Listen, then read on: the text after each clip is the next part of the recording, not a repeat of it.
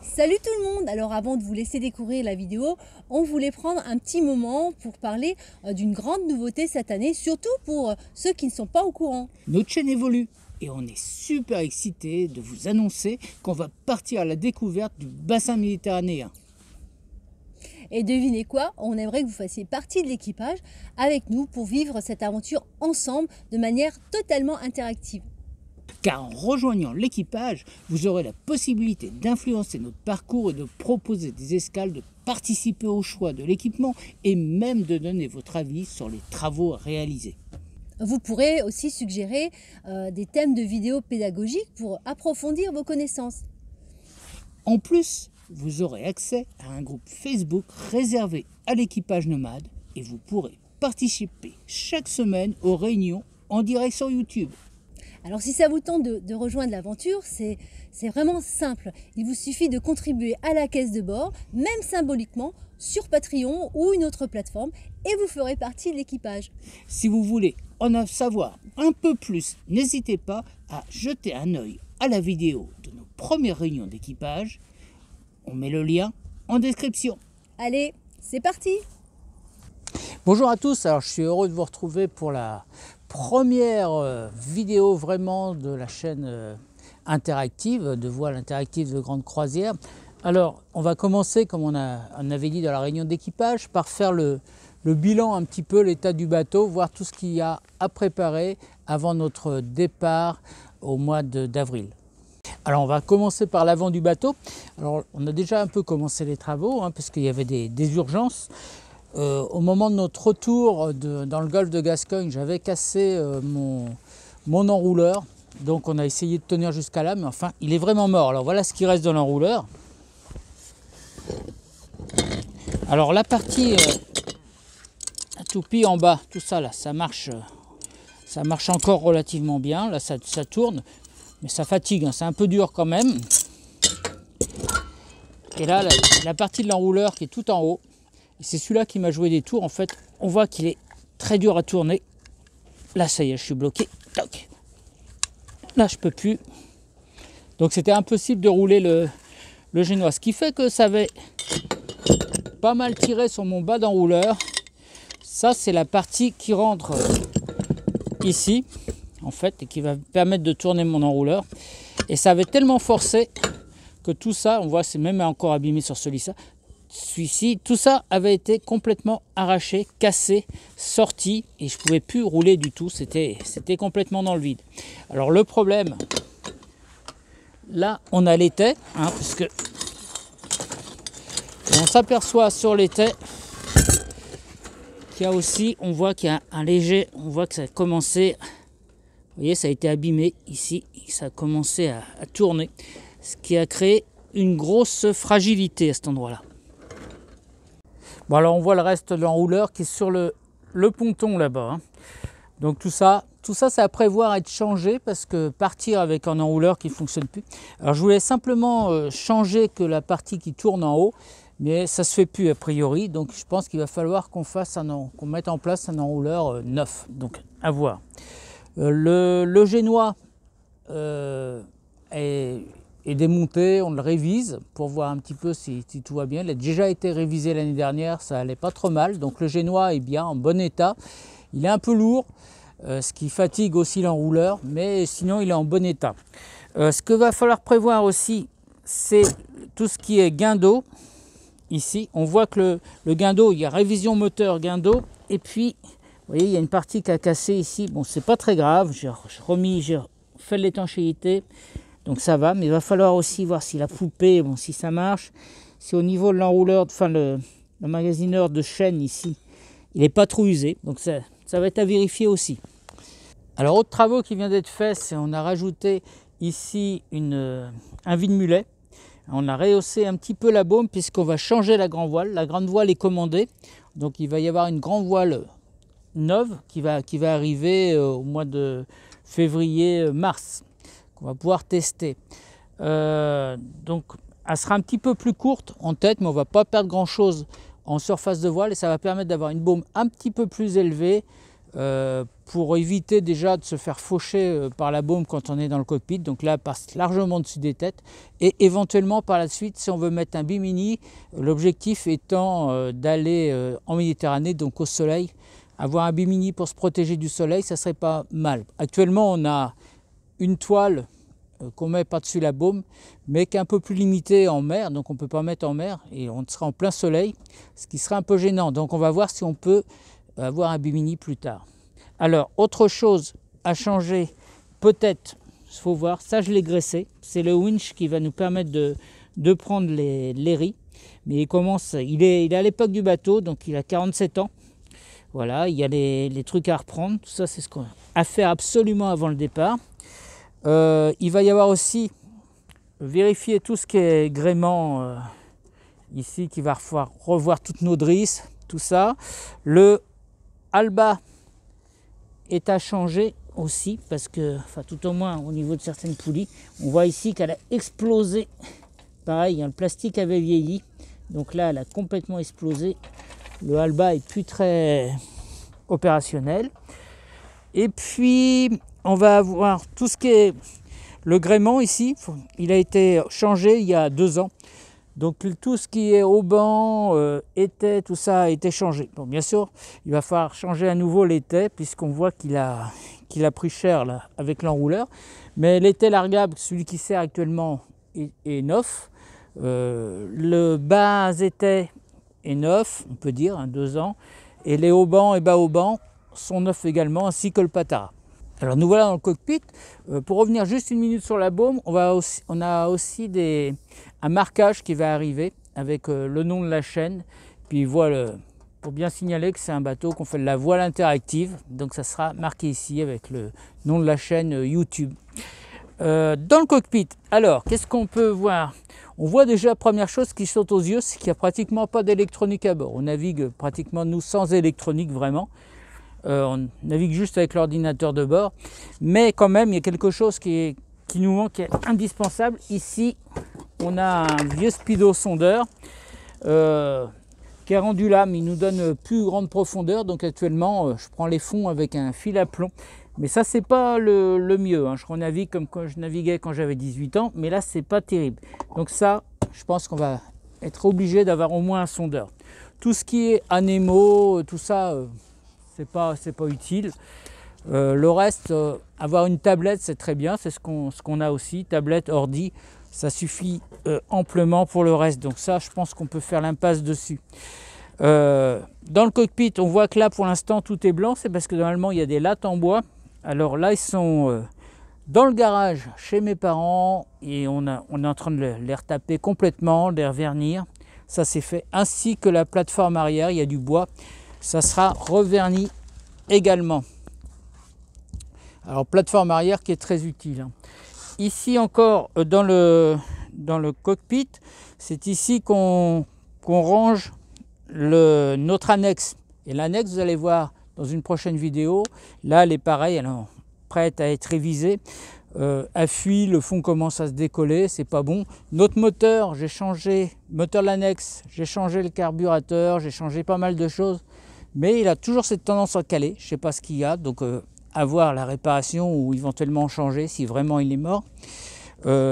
Ici, on a le support, le bib de sauvetage, donc qui est en révision aussi. C'est une grande révision cette année.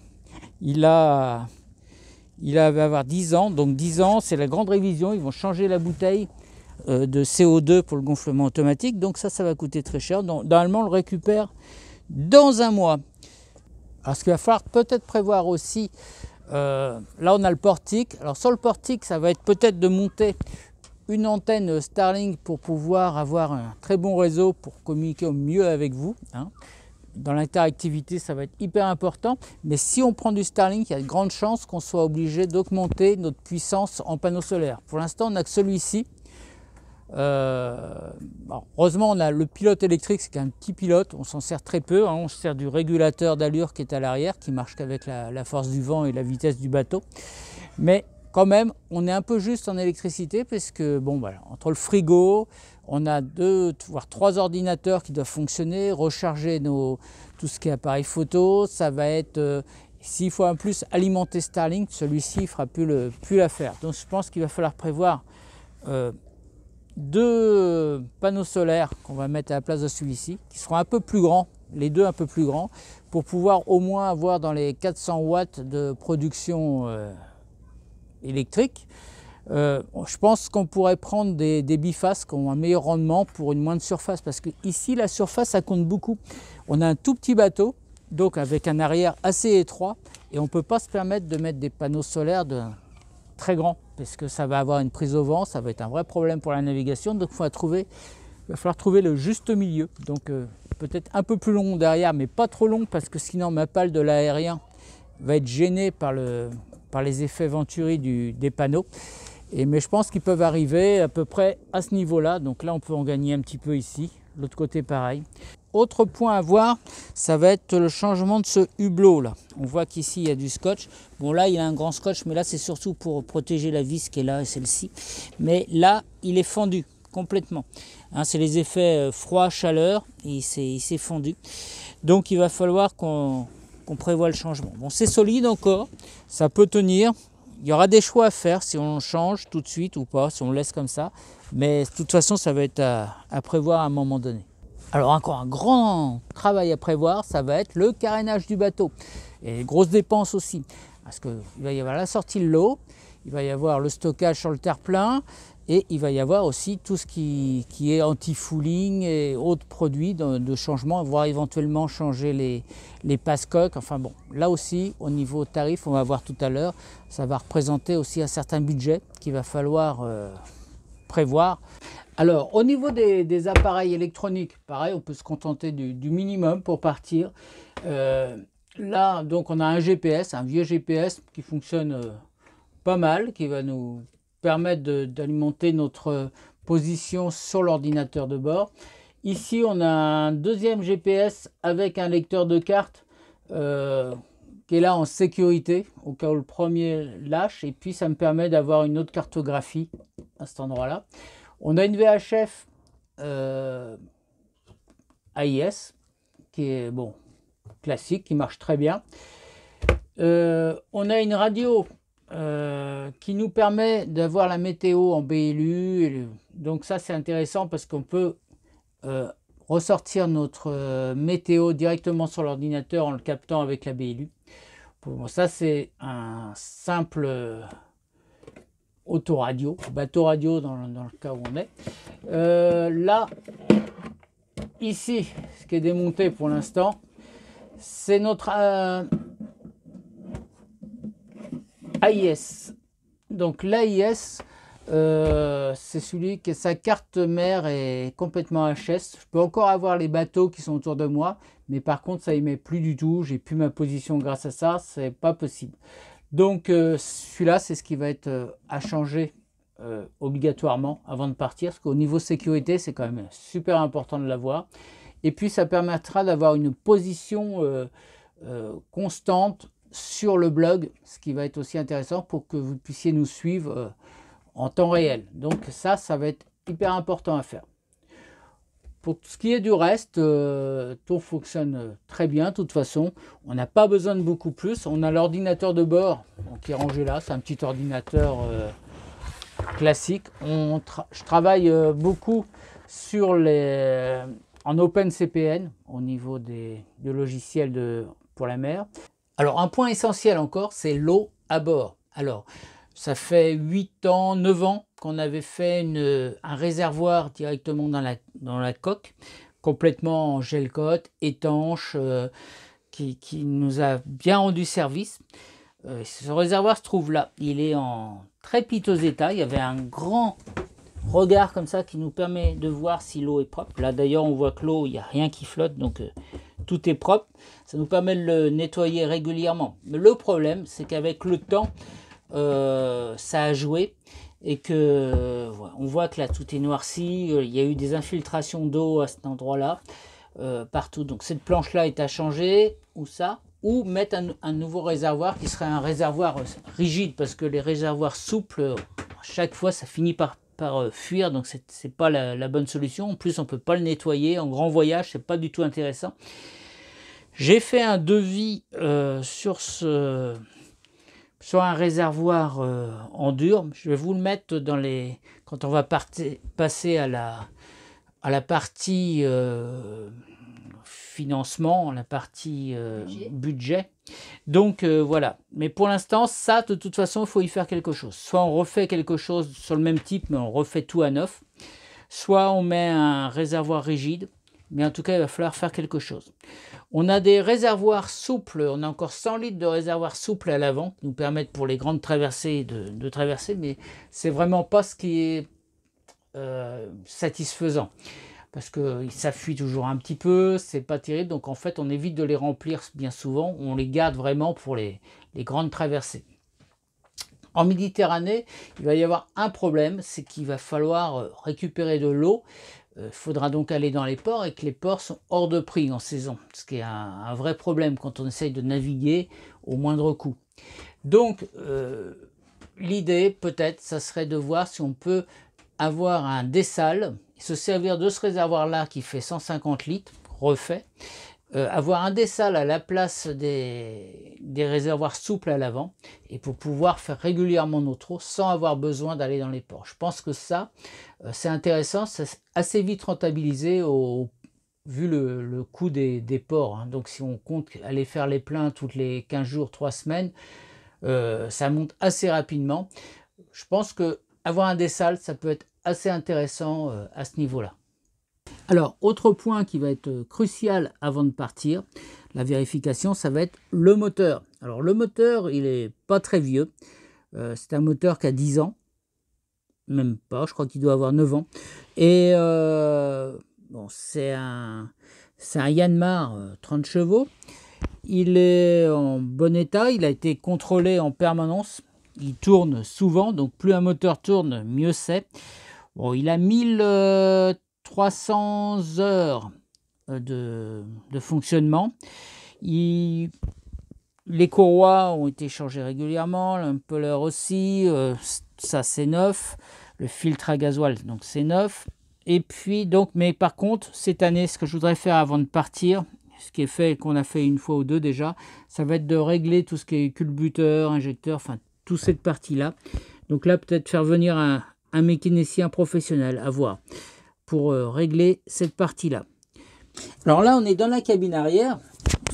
En dessous de la cabine arrière, au centre du bateau, on a le réservoir à gasoil. Alors ce réservoir est en inox. Le problème de l'inox, souvent, c'est que ça peut avoir pas mal de corrosion et fuir. On a une légère odeur de gasoil ici, mais je pense qu'elle vient de la trappe. Là.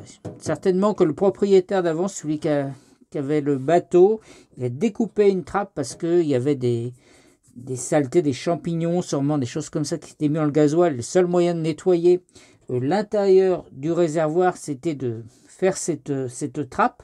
Mais je pense que le joint, tout ce qui est joint, tout ça, il est mort, il n'est pas complètement étanche. Ce qui fait que quand le bateau gîte, quand le réservoir est très plein, on sent nettement qu'il y a une fuite de gasoil.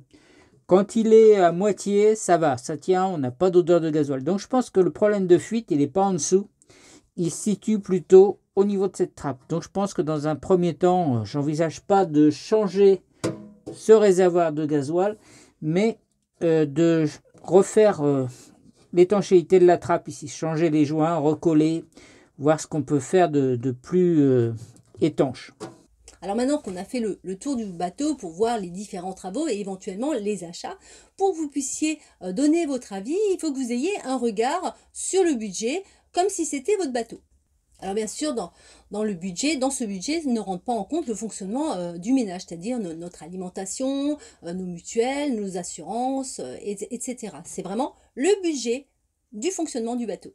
Alors bien sûr, dans un budget, il y a les entrées et les sorties. Alors là, on va parler des entrées. Alors il y a vos cotisations, enfin les cotisations de ceux qui ont décidé de rejoindre l'expérience du voyage à la voile interactif. Alors, pour ces cotisations, il y a plusieurs plateformes où vous pouvez cotiser. Il y a Patreon, il y a PayPal et il y a YouTube. Alors il y a les revenus générés par YouTube, ça représente environ une centaine d'euros par mois. Il y a aussi les revenus générés par les partenariats, alors soit sous forme financière, soit sous forme de dons matériels. Parlons maintenant des dépenses. Alors là, il y a différents postes. Le fonctionnement du bateau, là on va retrouver l'entretien et les réparations du bateau, mais aussi les escales à payer, les différentes taxes quand on arrive dans les pays, le gasoil, l'assurance du bateau. Le deuxième poste, ça va être tout ce qui est audiovisuel. Achat de caméras, changer d'ordinateur, avoir une très bonne connexion Internet, etc. Et le troisième poste, c'est l'investissement, donc c'est l'achat de matériel. Alors, ça peut être des désalinisateurs, des panneaux solaires. Pour expliquer le concept du voyage à la voile interactif, on a fait une vidéo que vous retrouverez dans la description. En attendant, n'hésitez pas à vous abonner et on se retrouve la semaine prochaine pour une nouvelle vidéo.